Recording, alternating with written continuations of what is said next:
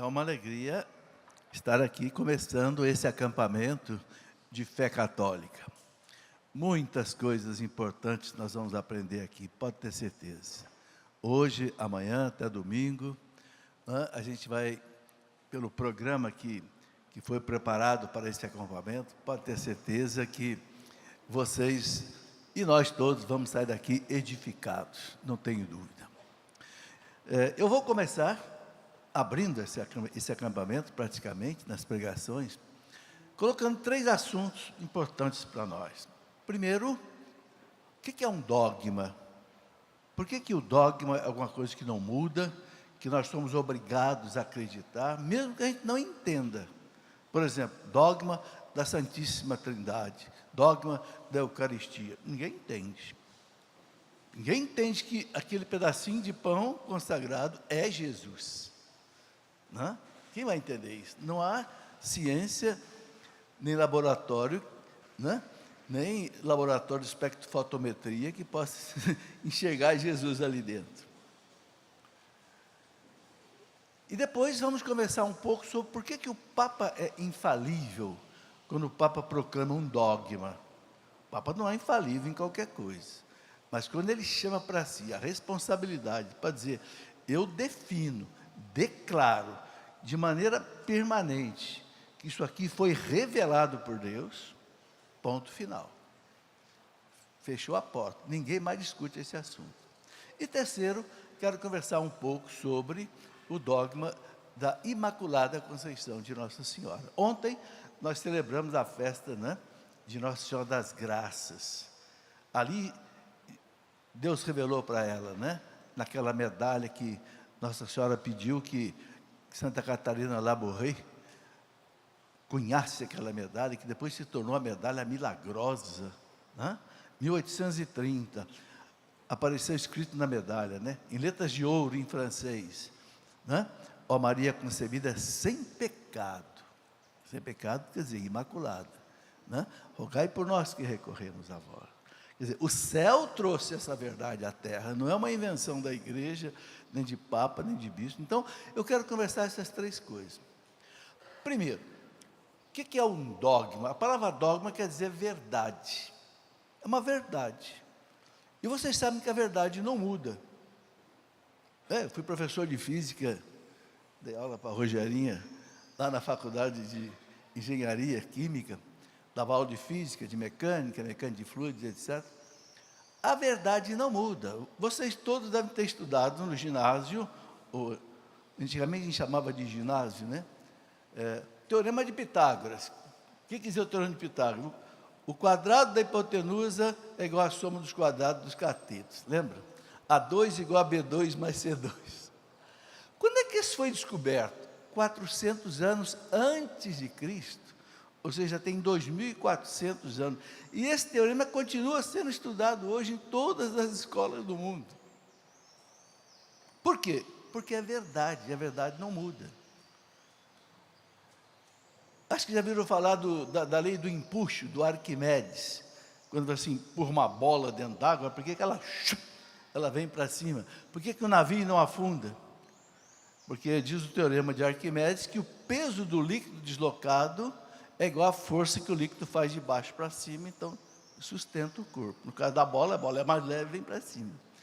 Isso foi descoberto quando? 200 anos antes de Cristo, por Arquimedes, na Grécia. E todas as faculdades ensinam isso. Por quê? Porque é verdade. Então o dogma é uma verdade. Não é uma verdade científica, é uma verdade religiosa, que foi revelada por Deus. Esse é que é o detalhe do dogma. Sempre que um Papa proclama um dogma, mesmo que não esteja na Bíblia, mas pode estar na tradição da igreja, que tem o mesmo peso da Bíblia. Vocês sabem o que é a tradição da igreja, né? A tradição da igreja é tudo aquilo que não está escrito na Bíblia, mas que veio dos apóstolos. O credo está na Bíblia? Não. Mas o credo tem 12 dogmas. 12 dogmas do credo. Você não vai encontrar na Bíblia. Claro que você encontra a fundamentação bíblica. Você não encontra na Bíblia que os sacramentos são 7. Duvido alguém encontrar. Ninguém vai encontrar na Bíblia que Jesus mandou fazer intercessão dos santos. De onde é que vem? Dos apóstolos. Jesus não disse, olha, vocês batizem as criancinhas, né? Ele diz, batizem todos. Os santos doutores da igreja é que, inspirados pelo Espírito Santo, pela revelação, entenderam, né? Tertuliano, por exemplo, no século II, dizia que os padres receberam dos apóstolos a incumbência de batizar crianças. Aí Santo Agostinho fala isso, todos os primeiros grandes homens. Então isso é a tradição da igreja. Nós temos que entender que a igreja, as verdades que a igreja acredita, não estão só na Bíblia. Estão na Bíblia e estão na tradição. E muitas coisas que nós fazemos. Jesus não ensinou como é que a missa devia ser celebrada, como nós celebramos hoje. Não, Jesus fez o quê? A instituição da Eucaristia. Ele não disse, ó, vocês vão lá fazer o ato penitencial, depois rezar o credo, primeira leitura, segunda leitura, homilia. Não, a igreja foi entendendo o porquê, guiada, assistida pelo Espírito Santo. Então, gente, é muito importante a questão da verdade dogmática. Por quê? Isso que é importante nós entendermos. Porque a salvação está na verdade.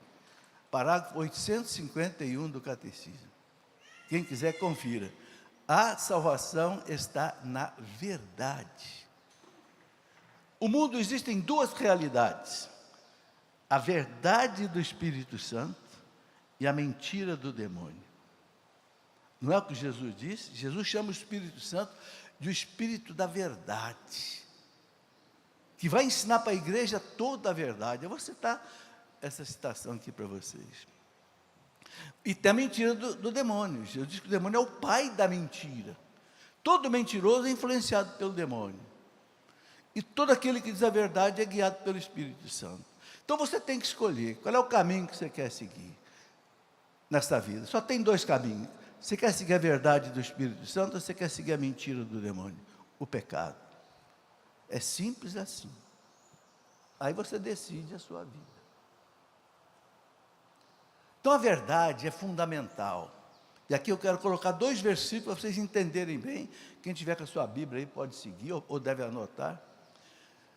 São Paulo, na primeira carta a Timóteo, capítulo 2, versículo 4, 1 Timóteo 2, 4, São Paulo diz assim: Timóteo, Deus quer que todos se salvem e cheguem ao conhecimento da verdade.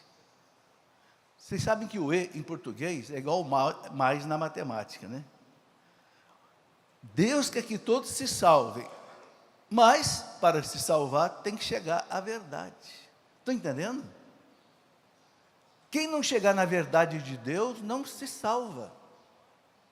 A verdade que vem do Espírito Santo. E depois São Paulo completa um pouquinho para frente, 1 Timóteo 3,15. São Paulo diz assim: Timóteo, a igreja é a coluna e o fundamento da verdade. Gente, isso é importantíssimo.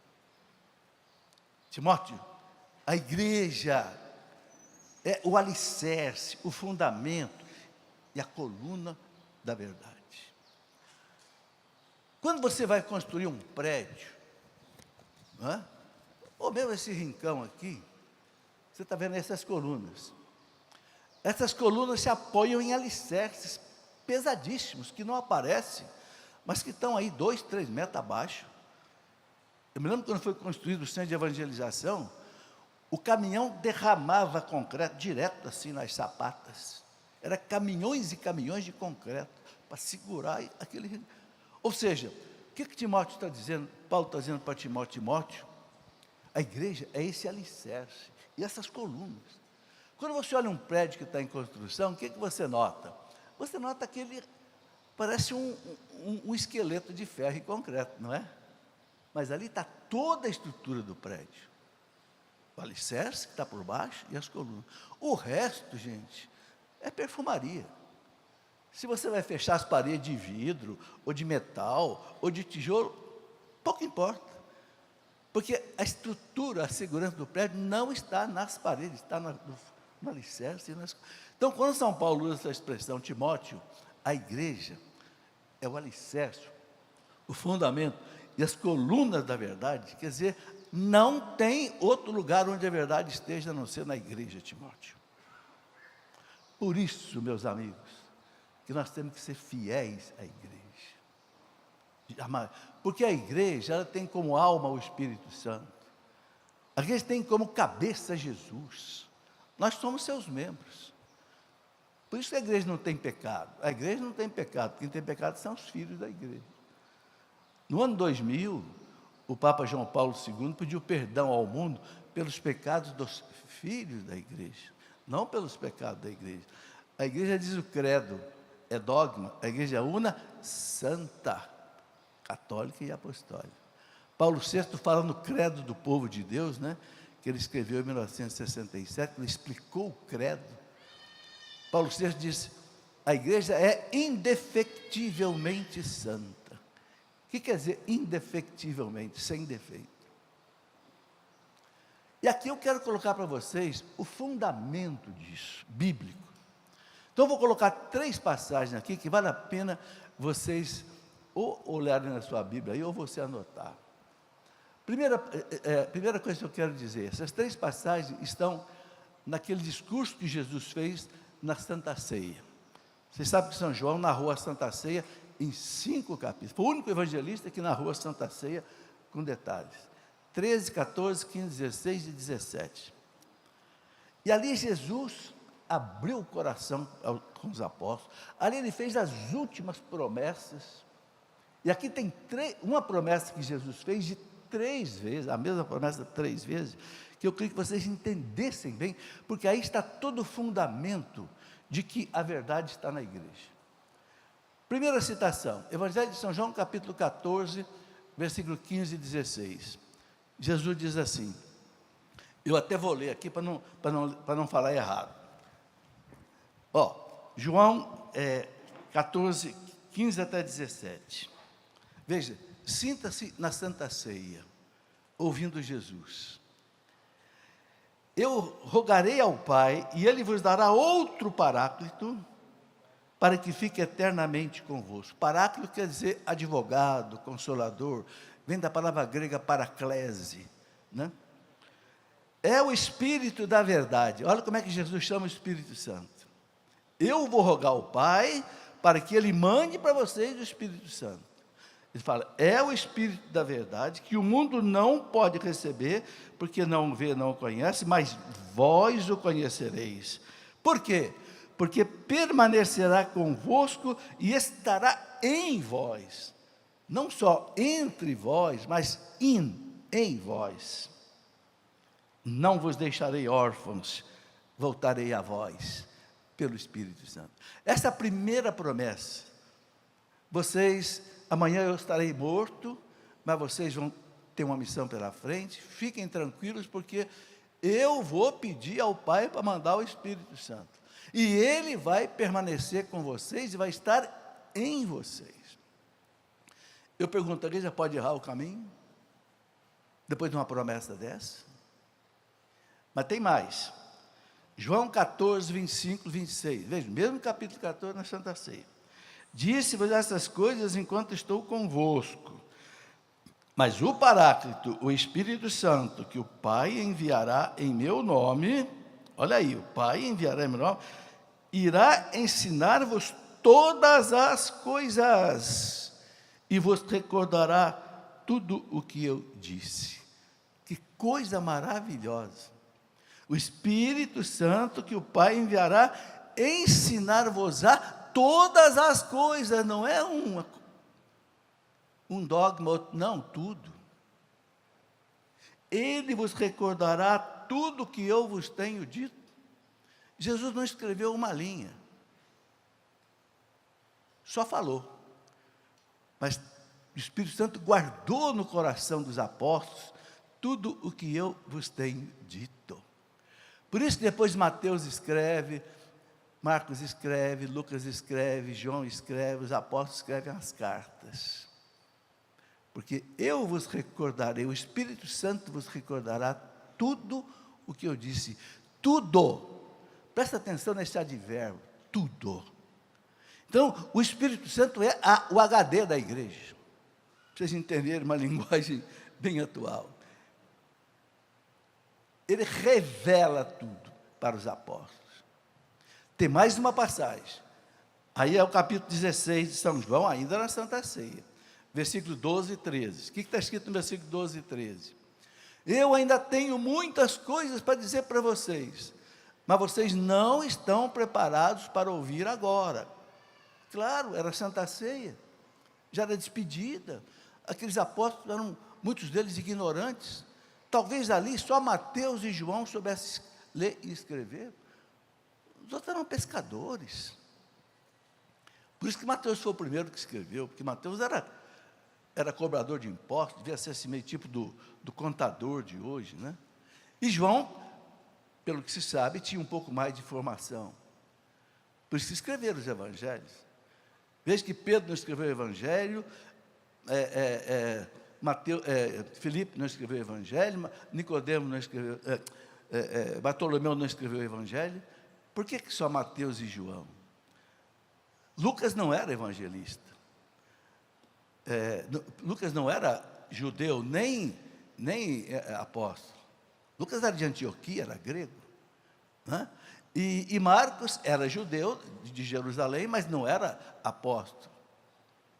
Marcos era culto também. Na casa de Marcos, o cenáculo pertencia à mãe de Marcos, né? Isso está escrito nos Atos dos Apóstolos. Mas aí então veja essa passagem fulminante. Eu ainda tenho muitas coisas para dizer para vocês, mas vocês não estão preparados para ouvir agora. O que significa isso? Vocês vão aprender outras coisas pelo Espírito Santo. Se eu tenho muitas coisas para dizer para vocês, mas vocês não estão preparados para ouvir agora, então como é que fica? Aí vem o versículo seguinte: quando vier o Paráclito, o Espírito da verdade, ensinar-vos-á toda a verdade. Gente, vocês estão vendo que 3 vezes Jesus promete, o Espírito Santo vai estar com vocês, vai ensinar para vocês toda a verdade. Aí eu pergunto para vocês, a igreja pode errar o caminho da salvação? Para eu aceitar o que a Reforma Protestante fez, depois de 1500 anos, dizer, não existe sacramento, não existe o Papa, não existe igreja, eu tenho que dizer Jesus, pelo amor de Deus, o senhor mentiu para a igreja. Jesus, o senhor foi um farsante na Santa Ceia. Gente, eu sou matemático e físico, eu não sou filósofo, nem psicólogo, eu sou matemático, 2 mais 2 também igual a 4. Para eu aceitar as mentiras de Lutero e da Reforma Protestante, eu tenho que dizer que Jesus mentiu, porque é palavra dele se cumpre. Vocês entenderam? Onde é que está a base da nossa fé católica? A verdade do dogma, da certeza daquilo que São Paulo diz, né? Eu sei onde eu coloquei a minha confiança. Eu sei. Entende? A fé católica, gente, é baseada principalmente nisso. Entende? Essas 3 citações aí da Santa Ceia são fulminantes. E as de São Paulo. Deus quer que todos se salvem e cheguem ao conhecimento da verdade. E a verdade está na igreja. Ponto final. Não vá buscar a verdade em outro lugar, que você vai se perder. Está cheio de falsos profetas, cheio de falsa doutrina. Vocês sabem. É o braço mentiroso do demônio. Mas a igreja é o braço suave do Espírito Santo. É por isso que a igreja é perseguida. Porque o mal não tolera a verdade. A verdade dói. Então a igreja foi perseguida e sempre será perseguida. E nunca vai deixar de ser perseguida até Jesus voltar. Podem ter certeza disso. Outra coisa que eu queria colocar, né? Quando é que o Papa proclama um dogma? O Papa proclama um dogma quando uma verdade começa a ser, alguns teólogos começam a duvidar da verdade, começam a colocar em dúvida. Então, o Papa, para não deixar mais dúvida, ele chama para si a responsabilidade de botar ponto final na discussão. Isso aconteceu pelo menos umas 13 vezes na história da igreja. Né? Eu vou citar depois algumas vezes que isso aconteceu na história da igreja. Por exemplo, sobre Nossa Senhora, 4 dogmas. Maternidade divina, Imaculada Conceição, Assunta ao céu e Virgem Perpétua. Ao longo da história da igreja, algum Papa quis, veja, e não está escrito na Bíblia. Mas o Papa diz, foi revelado por Deus. Então, a certeza que a gente tem é exatamente essa, entendeu? Vocês conhecem muito bem a passagem, quando Jesus fala para Pedro, né? Tu és Pedro, e sobre esta pedra edificarei a minha igreja. Presta atenção, a igreja não é nossa não, é dele. Nós somos membros da igreja. Sobre ti, Pedro, edificarei, construirei a minha igreja. Por isso, as portas do inferno nunca vão poder vencê-la, porque ela é minha. É minha esposa, né? A noiva do Cordeiro. Segundo, eu te darei as chaves do reino do céu. O que quer dizer chave? Chave abre e fecha a porta. Autoriza ou não autoriza? Sim ou não? Eu te darei a chave do reino do céu.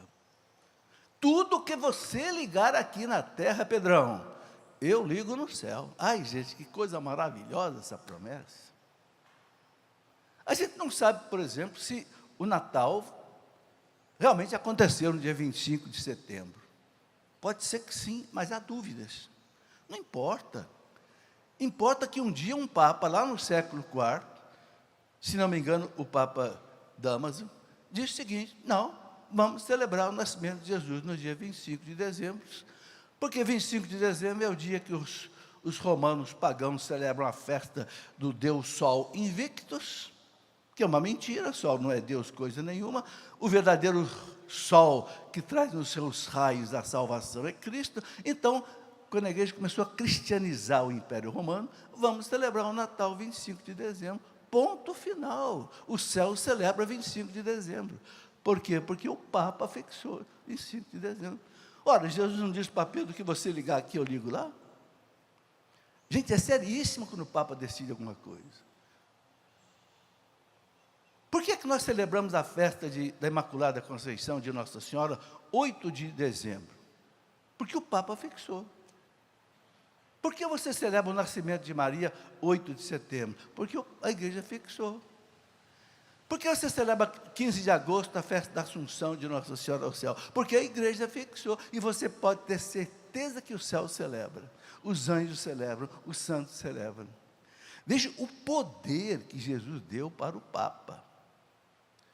E o Papa, gente, ele não proclama um dogma de qualquer jeito, da cabecinha dele só, não. O Papa ouve os teólogos, o Papa ouve as comunidades religiosas, as congregações religiosas, os institutos de teologia do mundo. Eu disse a vocês que o Papa sozinho, apenas 12, 13 vezes, proclamou uma verdade religiosa. O credo inteirinho, já falei para vocês, são 12 dogmas. Por que nenhum Papa precisou dizer, olha, eu defino, proclamo como dogma de fé todo o credo? Por quê? Porque nunca ninguém teve dúvida. Porque o credo é o símbolo dos apóstolos, ele vem dos apóstolos. Então, ponto final, não há o que discutir. Mas, por exemplo, houve um momento, né, lá por volta de 1350, que começaram a colocar em dúvida se existia o céu, o inferno, o purgatório. Aí um Papa, Bento XII, né, lá por 1350, Bento XII disse, ponto final. Quem morre em estado de graça, vai para o céu. Quem morre na amizade de Deus, mas não está em estado de graça, passa pelo purgatório e depois vai para o céu. E quem rejeita Deus 100% vai para o inferno. O Papa bateu o martelo. Existe o céu, purgatório e inferno. Está entendendo? É dogma. Lá por volta do ano 450, houve uma heresia que colocava em dúvida se Jesus tinha ou não duas naturezas, né? Era uma heresia chamada monofisismo. Mono quer dizer um, física quer dizer natureza, né? Então, houve um Um herege, que inclusive ele era muito famoso lá em Constantinopla, era um monge chamado Eutiques. Mas estou dizendo, não, Jesus só tem a natureza divina, ele não tem a natureza humana, é o monofisismo. Leão Magno, que era papa, disse, de jeito nenhum. Jesus é verdadeiramente Deus e verdadeiramente homem, ele tem as duas naturezas. Se ele não tem as duas naturezas, ele não pode ser o salvador da humanidade. Por quê? Porque ele é o pontífice, a ponte que liga o homem a Deus, que o pecado derrubou. Ele veio religar o homem, por isso ele tem que ser homem e ele tem que ser Deus, por isso que não tem salvação fora de Jesus Cristo. Por isso que São Pedro fala nos Atos dos Apóstolos, Atos 4,12, não nos foi dado outro nome debaixo do céu, no qual nós tenhamos salvação. É ilusão, salvação fora de Jesus. Só ele é homem, então o Papa bateu o martelo. Né? Jesus é verdadeiramente, ponto final, não se discute mais. Depois teve uma outra heresia, que queriam negar que Jesus não tinha uma vontade humana, era o chamado monoteletismo.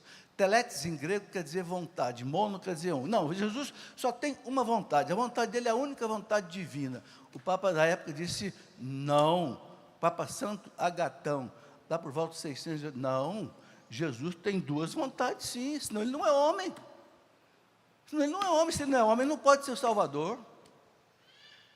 Olha o que aconteceu com ele no Horto das Oliveiras.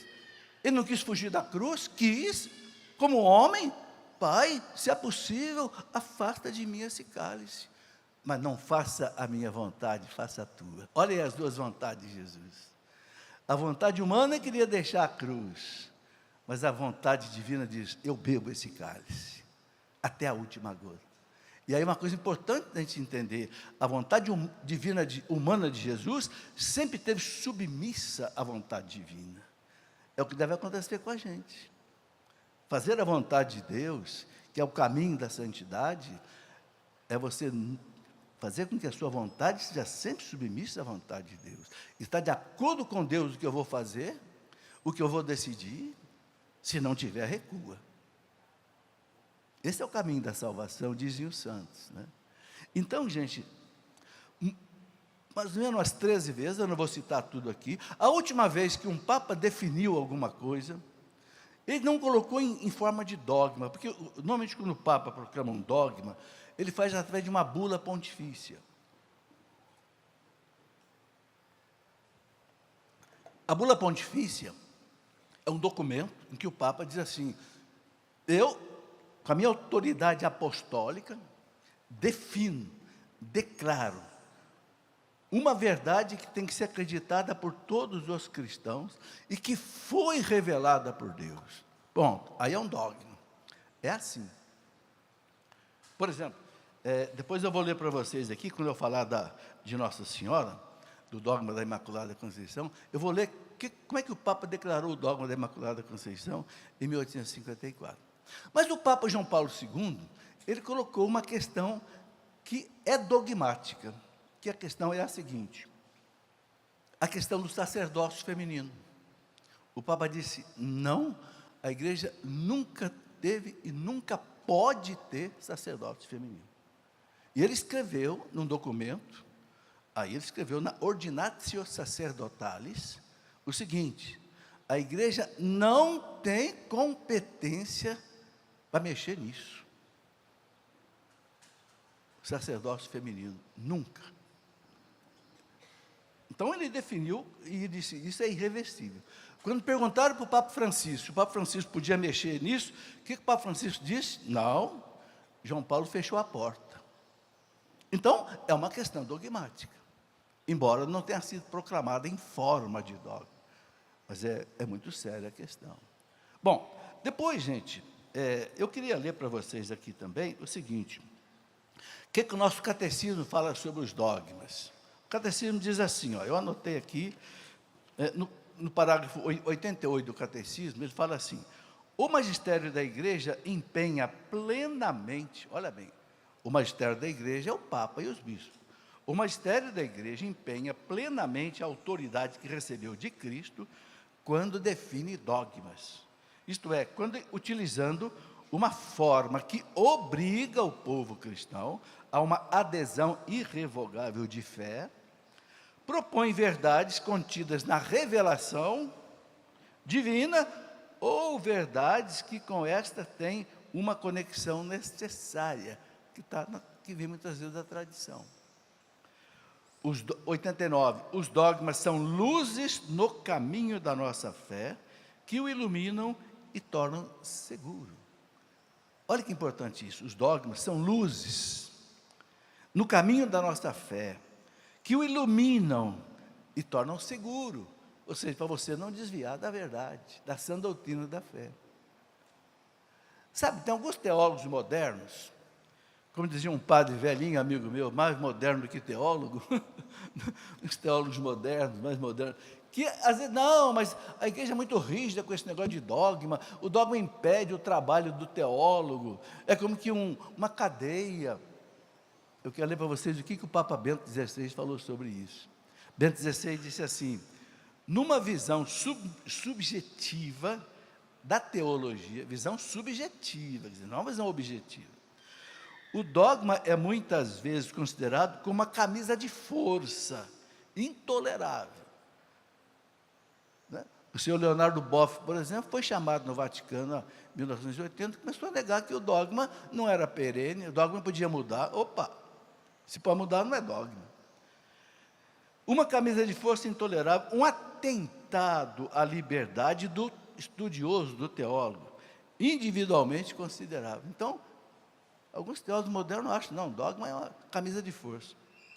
Perdeu-se de vista o fato de que a definição dogmática é, ao contrário, é Bento XVI falando, um serviço à verdade, um dom oferecido aos crentes pela autoridade querida por Deus, o Papa.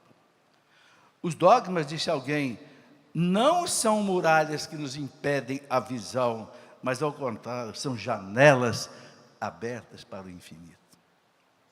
Eu escrevi um livro, Os Dogmas da Fé, e coloquei na capa do livro um trem em cima de um trilho. Por quê? Será que alguém pode dizer assim, o trilho tira a liberdade do trem?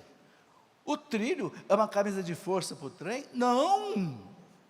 O trilho é toda a segurança do trem.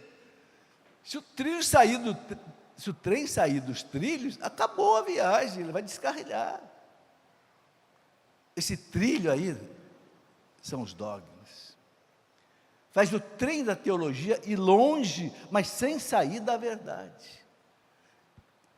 Então, não são muros que impedem a visão, são janelas abertas para o infinito. Bonito que o Papa Bento XVI disse. Então, gente, isso é o dogma, tá? Muito bonito. Deixa eu ver o tempo, mostra para mim aí. Você tem que chegar aqui perto, porque eu sou meio ceguinho. Beleza, obrigado. Eu tenho que controlar o tempo, senão eu me perco aqui. Então, esse é o dogma. O Papa tem, então, esta infalibilidade, quando ele proclama um dogma. E, como vocês viram, não é toda hora. São 12 ou 13 vezes na história da igreja. É claro que tem muita verdade na igreja que não precisa o Papa definir como dogma. Não precisa o Papa definir como dogma que os 7 sacramentos são dogmas. O próprio Jesus instituiu os 7 sacramentos. Ide, batizai. O crisma, os apóstolos foram crismar lá na Samaria. Eucaristia, confissão, é Jesus, né? Assim como o Pai me enviou, eu vos envio a vós, a quem vocês perdoarem os pecados serão perdoados, ponto. Não precisa de uma autoridade daí. Então tem muitas verdades na igreja, as verdades sobre Deus. Quem é Deus? Deus é um Espírito perfeitíssimo, eterno, não tem princípio, não tem fim, onipotente, onipresente, onisciente. Deus é amor, é misericórdia. Né? Quer dizer, não precisa nenhum Papa dizer, olha, isso é dogma. Então, o Papa só define como dogma quando a questão gera dúvida. E essa dúvida pode perturbar a verdade, a sã doutrina da fé. Entenderam bem? Está aí. Isso era muito importante da gente colocar. O que mais eu queria colocar? Eu anotei algumas coisinhas aqui que eu não quero esquecer, porque nós estamos aí num acampamento de fé católica, né? Há uma outra coisa importante. Infalibilidade não quer dizer impecabilidade. O Papa se confessa. O Papa também é pecador. Claro que menos do que nós, né? Mas o Papa não é, quando a gente fala o Santo Padre, é um título honorífico, é um título literário, não é um título doutrinário. Papa, por ser Papa, já é santo. Não, tem muitos papas na igreja que não foram canonizados. Dos 267 papas que a igreja já teve, eu acho que uns 50 foram canonizados. Não são todos. Não quer dizer que não posso estar no céu, mas a gente tem certeza de 50 e poucos que são santos, né? Mas então, a infalibilidade do Papa não quer dizer impecabilidade. Ah, não, o Papa é pecador, como é que ele pode definir um dogma que é infalível? Espera aí, vou fazer uma comparação para você entender. Um juiz que define uma sentença num tribunal de um réu, alguém pode contestar a decisão do juiz? Alguém pode dizer, não, eu não vou aceitar essa decisão do juiz, porque esse juiz aí, ele é meio malandro, ele é meio mulherengo, ou ele é meio corrupto. Você pode discutir? Não. Por quê? Porque a autoridade não vem dele, vem do Estado. Ele é juiz porque o Estado deu a ele delegação de competência. Por isso que ele faz um concurso. Ele pode ser um juiz bandido. Se ele condenar o réu está condenado. PT, saudações. Esse PT não é PT de partido, é PT de ponto. Está certo? O Papa, ele pode ser pecador, mas quando ele define um dogma, a autoridade vem do céu. Entende? Que coisa bonita, gente. A igreja já teve 267 papas. Há uma discussão aí, se é 268, não? Porque alguns papas da igreja têm dúvida se o pontificado dele valeu ou não, uma história que não interessa aqui agora, né? Porque vocês sabem que a gente teve 37 antipapas na história da igreja, né?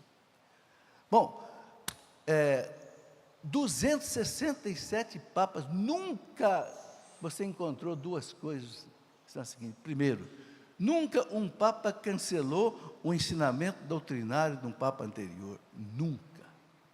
Olha que coisa bonita. Nem os papas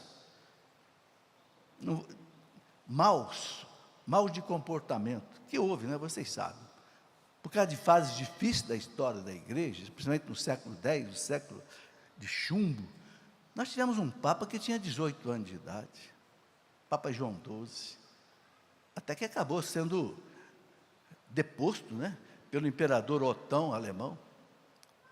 E dizem que era um Papa que fazia até festas suspeitas no palácio dele.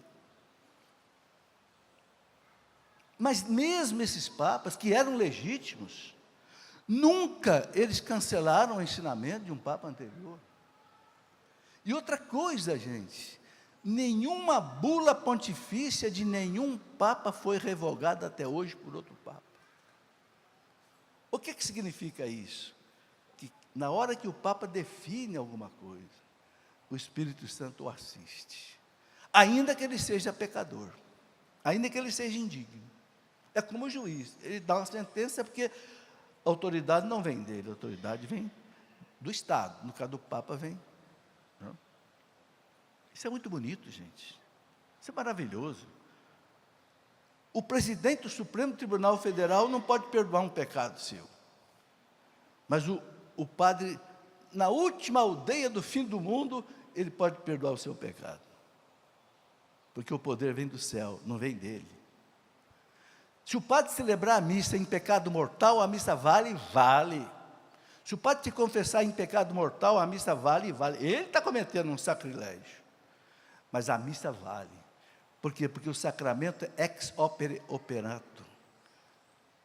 Ex opere operato quer dizer, realizou o rito, Deus age através do padre. Só não age se ele não for sacerdote legítimo. Mas se ele for sacerdote legítimo, consagrou, está consagrado. Perdoou, está perdoado. Abençoou, está abençoado. Por isso que a gente tem que tomar cuidado com bênção de padre, viu? E também com maldição. Não brinca com isso, não. Porque o poder dele vem do sacramento da ordem, que eu e você não temos, mas que ele tem. Desde pequenininho eu aprendi a beijar a mão do padre e tomar a benção. Porque minha mãe ensinou que a benção do padre é ungida no sacramento da ordem. Só que você vai tomar a benção dos padres hoje, o padre puxa a mão. Idolatria não. Padre, não é idolatria não, eu quero a sua bênção. Se o senhor não acredita nisso, eu acredito. Gente, quando eu era criança, minha mãe ensinava você a tomar a bênção de um bispo, era assim, ó. Se era bispo, você ajoelhava para tomar a bênção dele. Hoje, um dia eu vou tomar a bênção de um bispo, o bispo tirou a mão. Senhor bispo, eu não quero beijar a sua mão, eu quero beijar seu anel. Porque o anel significa o poder divino que o senhor recebeu de Jesus. Gente, essa é a nossa fé, que nós não podemos perder. Por que nós somos católicos? Porque nós acreditamos nessas coisas. Bom, depois outra coisa que um dogma, como eu já falei a vocês, é proclamado junto com a igreja.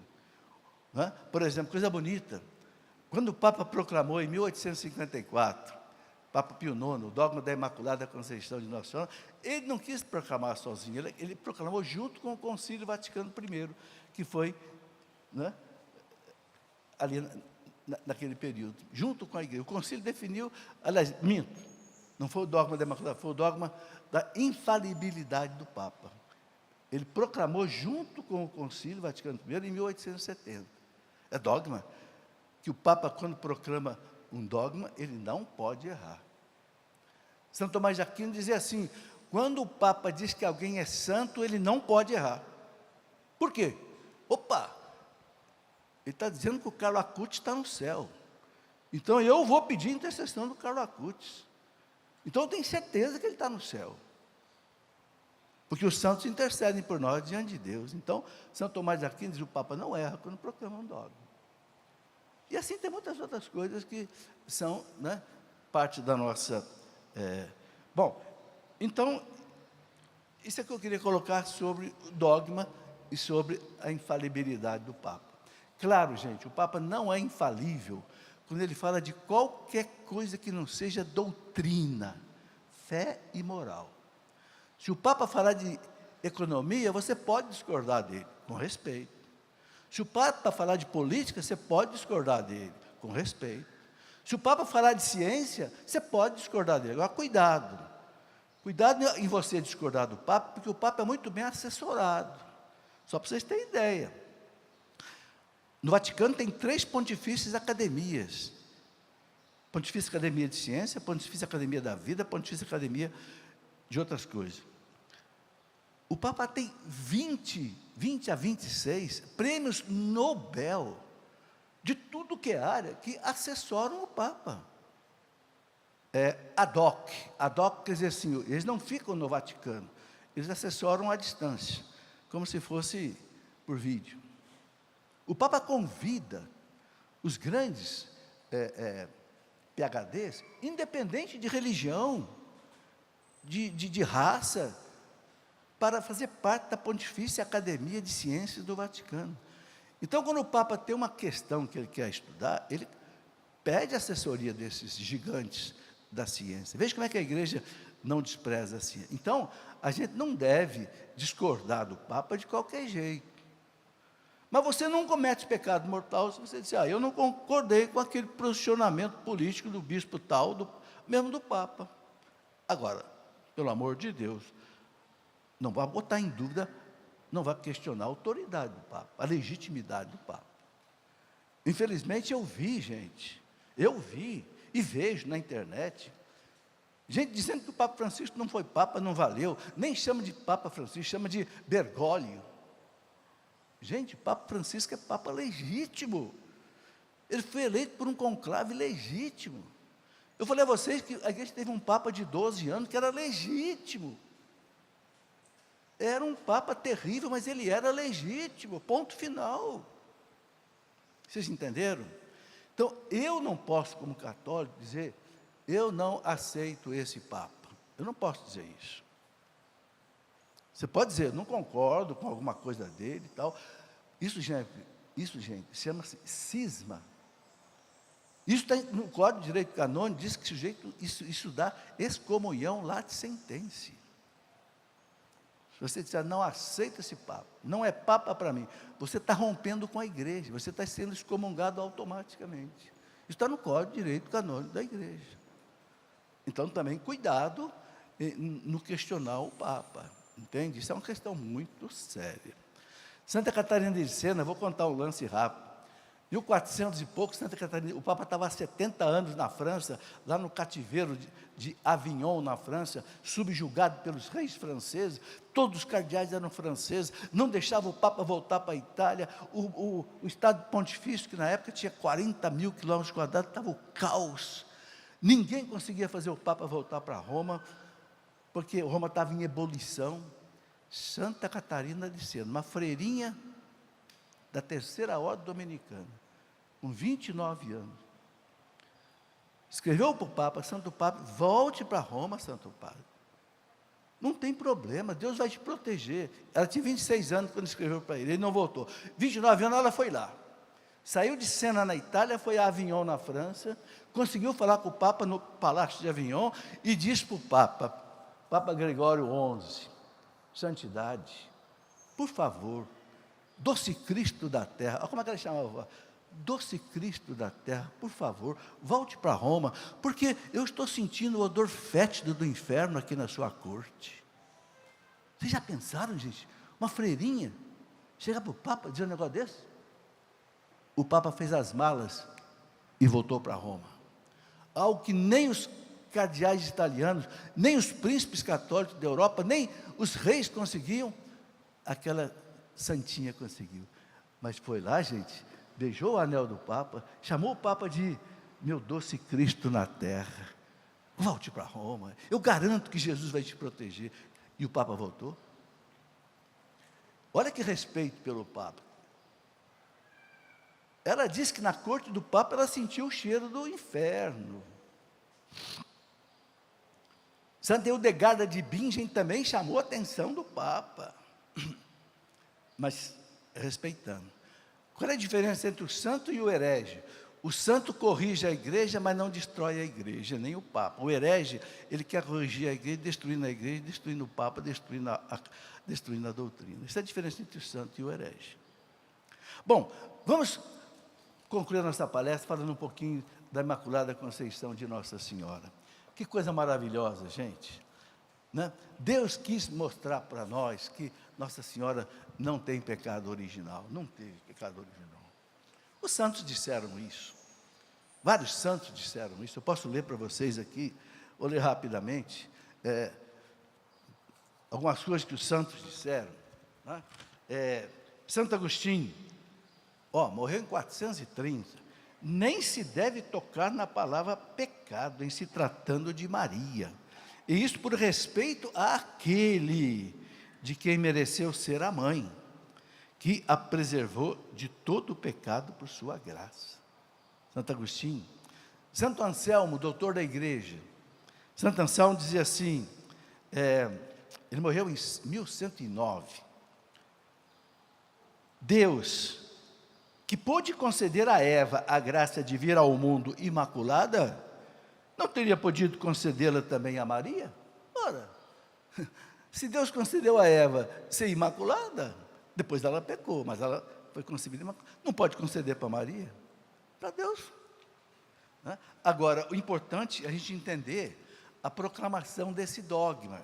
Quando o Papa Pio IX proclamou o dogma, em 1854, guardem essa data, 1854, ele disse o seguinte, vou ler para vocês. Nós declaramos, é só um pedaço da declaração, a declaração é muito grande, eu vou pegar só o núcleo. Nós declaramos, decretamos e definimos. Esse é o tipo de palavra usada no dogma. Declaramos, decretamos, definimos. Que a doutrina segundo a qual por uma graça e um especial privilégio de Deus, e em virtude dos méritos de Jesus Cristo, Salvador do gênero humano, a bem-aventurada Virgem Maria foi preservada de toda a mancha do pecado original, no primeiro instante de sua concepção. Foi revelado por Deus. Olha aí, ninguém vai achar isso na Bíblia. De onde é que vem? Daquela tradição guiada pelo Espírito Santo. Foi revelada por Deus. E deve, por conseguinte, ser crida firmemente e constantemente por todos os fiéis. Ou seja, todos os fiéis católicos são obrigados. Eu não entendo. E daí? O que a gente entende nesse mundo? Nós não entendemos nada nesse mundo. Né? Um dia um sujeito duvidou de Deus. Eu não entendo. Eu falei, peraí, você entende por que o cabrito faz cocô de um jeito, a vaca faz do outro? Você disse, não, você não entende nem de fezes, quer entender de Deus? Brincadeira, não sabemos nada, gente. Vai duvidar de Deus? Vocês gostaram da piada, né? Mas tá bom. Olha aqui outra citação. Não deixa eu errar o tempo aí, tá? Santo Afonso de Ligório, doutor da igreja. Eu só estou citando doutor da igreja. Nenhum de nós pôde escolher sua mãe. Você pode escolher sua mãe? Mas ele pôde. Jesus pôde, ele é Deus. Qual seria aquele que, podendo ter por mãe uma rainha, a quisesse uma escrava? Se você pudesse escolher sua mãe, você escolheu uma rainha ou escolheu uma escrava? Por que ele fala escrava? Porque quem tem um pecado original é escravo do demônio. Por isso Santo Afonso fala isso. Né? Depois aqui, São Cirilo de Alexandria, doutor da igreja, morreu em 444. Que arquiteto, erguendo uma casa de moradia, consentiria que seu inimigo a possuísse inteiramente e habitasse? Ele está falando de Maria, que Deus escolheu para ser sua mãe. Vai deixar que o demônio habite ela pelo pecado original? De jeito nenhum. Aquele de quem mereceu ser a mãe, que a preservou de todo o pecado por sua graça. Então, os santos doutores foram muito. Eu queria só, 5 minutos, né? Eu queria só colocar o seguinte: as comprovações até históricas da Imaculada Conceição de Maria.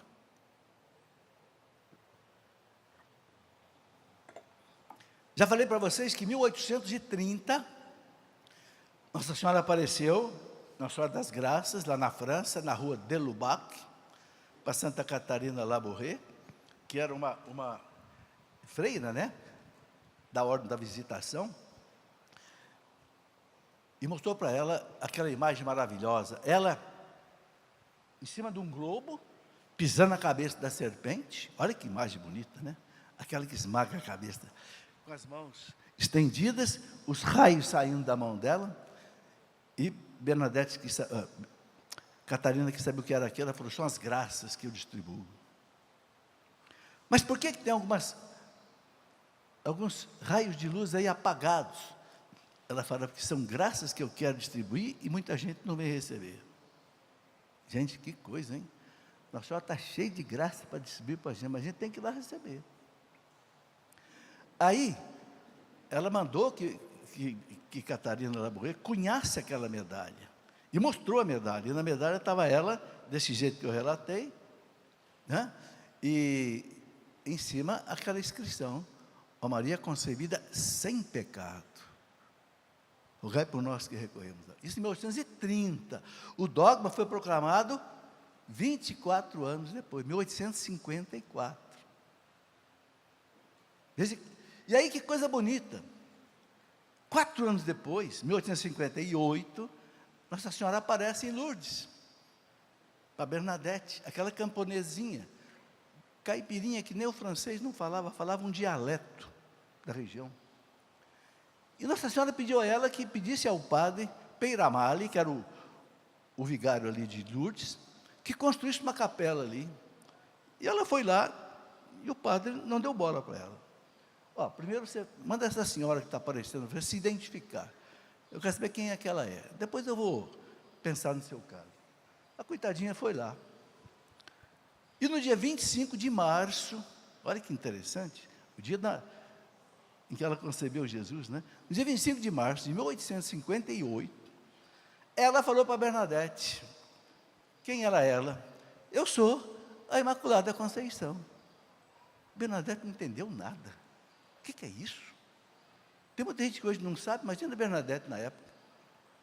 Falou em francês, no dialeto, Je suis l'Immaculée Conception. Bernadette, para não esquecer, porque não entendeu. Ela pensou que Nossa Senhora fosse, eu sou Maria, mãe de Jesus. Não. Bernadette foi caminhando até o padre, Peyramale, repetindo, Je suis l'Immaculée Conception, Je suis l'Immaculée. Quando chegou no padre, esse é o nome dela. Eu sou a Imaculada Conceição. Aí o padre quase caiu das pernas. Porque o padre sabia que, primeiro, aquela menina não tinha condição de inventar isso. Segundo, ele sabia que 4 anos antes o Papa tinha proclamado o dogma. Gente, para encurtar a história, hoje nós temos lá em Lourdes, nesse lugar, um dos maiores santuários marianos do mundo, onde acontecem curas espetaculares. Veja, ela desceu do céu para dizer, eu sou imaculada. E aí ela coloca 3 verdades importantes. Primeiro, o pecado original existe. E eu não tenho pecado original. E o Papa não erra quando proclama um dogma. Aí ela bateu o martelo em 3 verdades de uma vez só. Eu sou imaculada, o Papa não erra quando proclama o dogma, e o pecado original existe, mas eu não tenho pecado original. É isso aí. Vamos ficar de pé um instantinho, rezar uma Ave Maria pedindo a Nossa Senhora que ponha no coração de vocês todas essas verdades, esses dogmas, e não permita que nunca o demônio venha tirar isso daí, como naquela parábola, né? Daquela semente que caiu na beirada do caminho, que as aves comeram. Jesus disse que é o demônio que tira do coração da pessoa a palavra que foi lançada, né? Vamos pedir a Nossa Senhora que seja a nossa guarda protetora dessa palavra. Ave Maria, cheia de graça, o Senhor é convosco. Bendita sois vós entre as mulheres, bendito é o fruto do vosso ventre, Jesus. Santa Maria, Mãe de Deus, rogai por nós, pecadores, agora e na hora de nossa morte. Amém.